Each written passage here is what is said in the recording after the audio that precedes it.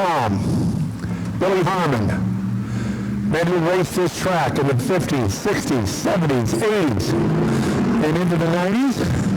And Gary Byington, in the former Tour Modified, makes an opening statement and then races down the backstretch. Then it was Don Mayberry in the 7. Now they said the next time, talking to Don Mayberry, that perhaps the next time they are here,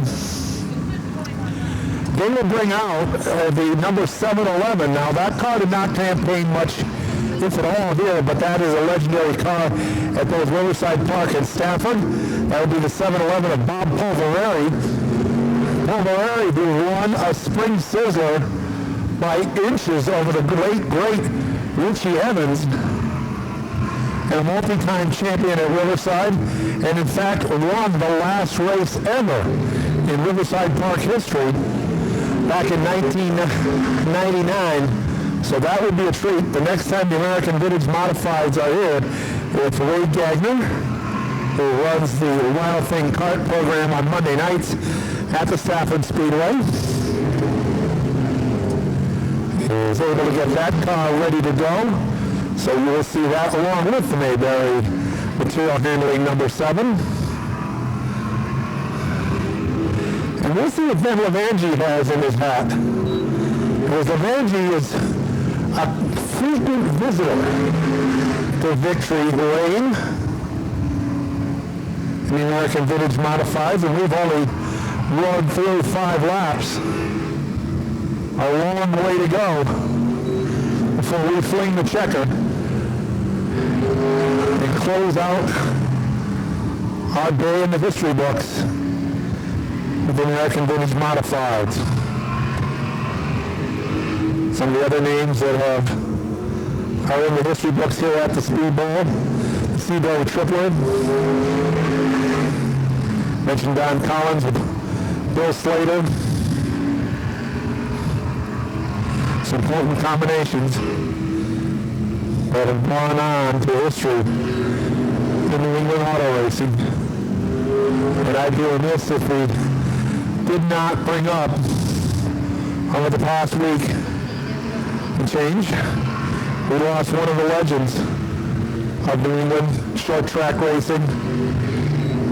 Competed in the World 600 at Charlotte, finishing 6th. Won 4 times here at the Speedball. Many times at Stafford, Thompson.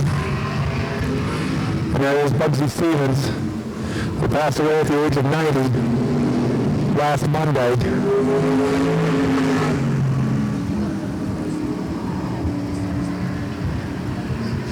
A driver who certainly is one of the legends. Whether he was driving the Bowler number 3, the Wood Chopper 15 of Sonny Cazella, the Bob Garbarino Mystic Missile number 4, or even that 00 that you see out there.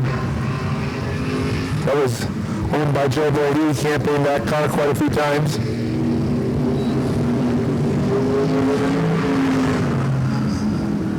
So we continue back in the history books, and it has been Gary Byington's show, and we are at the halfway point. Ben Levangie is in 2nd,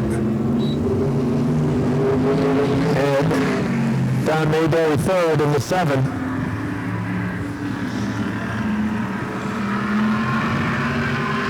And they're just using regular 93 octane in that number 7. As the field continues to whiz around the track. Mike Helberg gives them 10 fingers, and we are down to 10 to go.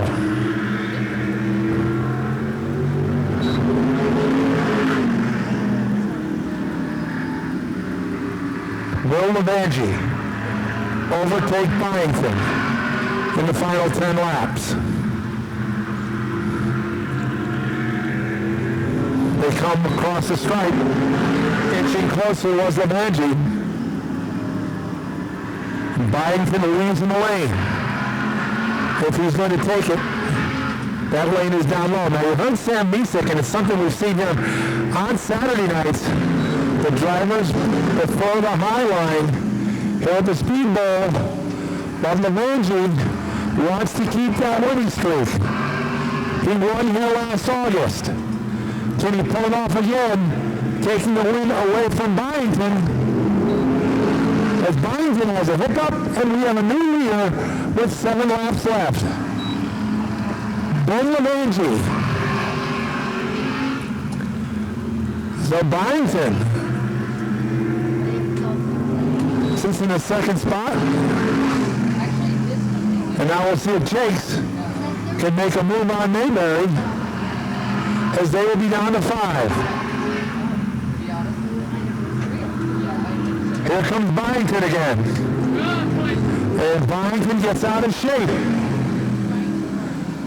And skating away like he was Brad Marchand on a breakaway is Ben Levangie.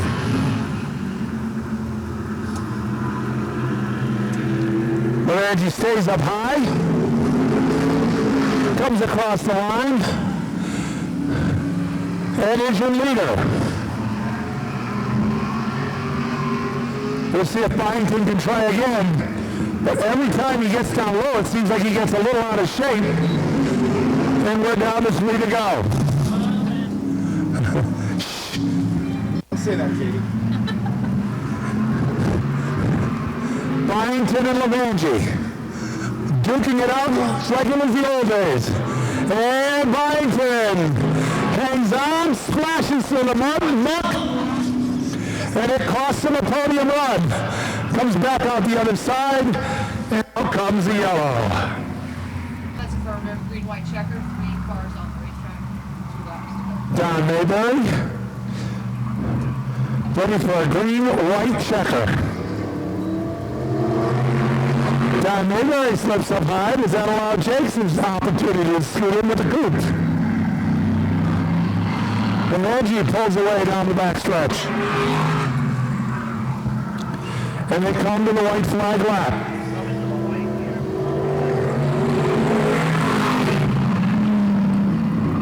Final time around. And down the backstretch. He won in August last year. He will win tonight. The 0-0 of Ben Levangie.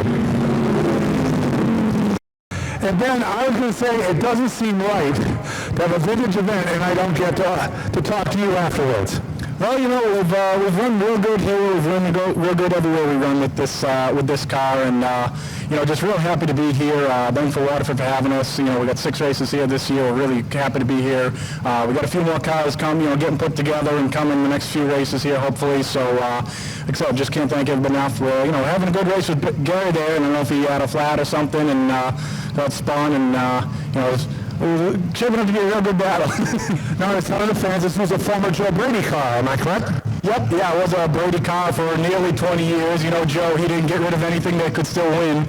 And, you know, Dick Trickle, Steve Park, anybody drove a Brady car. And, you know, this one we've just been able to keep alive for the last few years here. So, anyone else you need to thank? I got to thank U.S. Sheet Metal, Tech Mechanical, my wife, just everybody that helped my Uncle Fred keeping this car together. I just can't, every little bit helps, and we appreciate it.